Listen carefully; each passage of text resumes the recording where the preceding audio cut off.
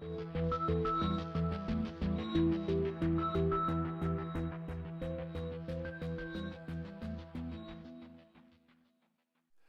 at a very critical point in that agenda. President Obama laid out in his April 2009 speech in Prague the direction in which the United States wanted to move, and that basically meant a reduced role for nuclear weapons, a path that would eventually end in no nuclear weapons.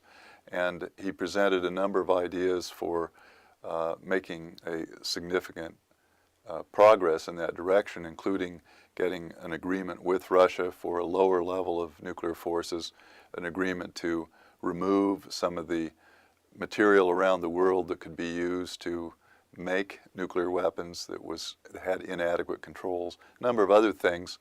Some of those things have been achieved. We have an agreement with Russia, but we want more and deeper cuts to be negotiated with Russia. And so we're at a very critical point now in his agenda in which he's actually going to try to implement some of the next steps.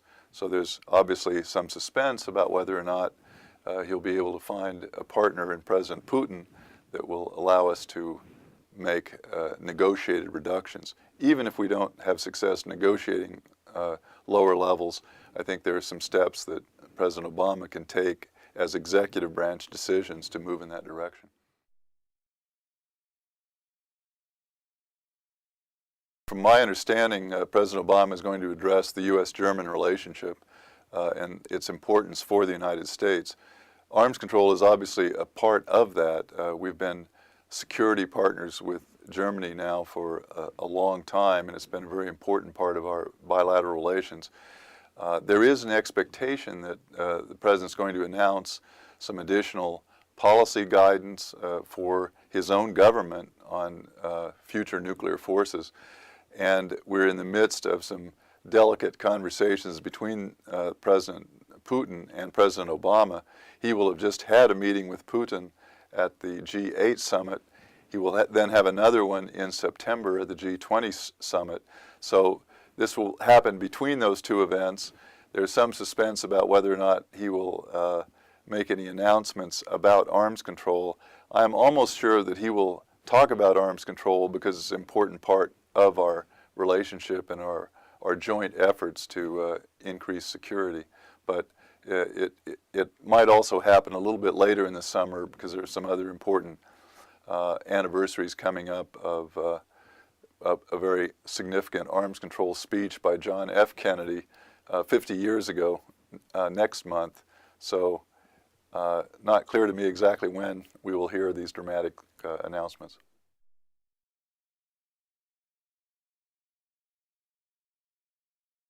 I will just elaborate a bit on it. We have in the case of both North Korea and Iran serious non-proliferation concerns. In the case of North Korea, they already have a few nuclear devices. They've tested these nuclear devices underground. It's not clear that North Korea can actually miniaturize them and put them on the tip of a ballistic missile. If they can, it would more relate to a medium-range ballistic missile, one that could affect South Korea or Iran. But one thing we can be pretty confident of, and that is that North Korea has no intercontinental range ballistic missiles that could threaten the United States. So it was a very strange thing to go through a spring in which North Korea was making threats to launch preemptive nuclear attacks on the American mainland.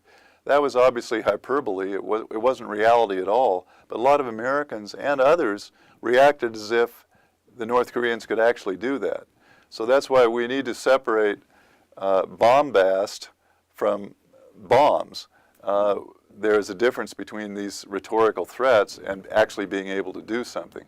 And in the case of Iran, it's even more extreme in a way because the press treats the Iranian threat as something very real or at least imminent. The fact is that, according to the U.S. intelligence services, Iran has not even decided whether or not to actually build a nuclear weapon. So no one thinks that Iran has a nuclear weapon right now, and they certainly do not have a long-range ballistic missile to put it on.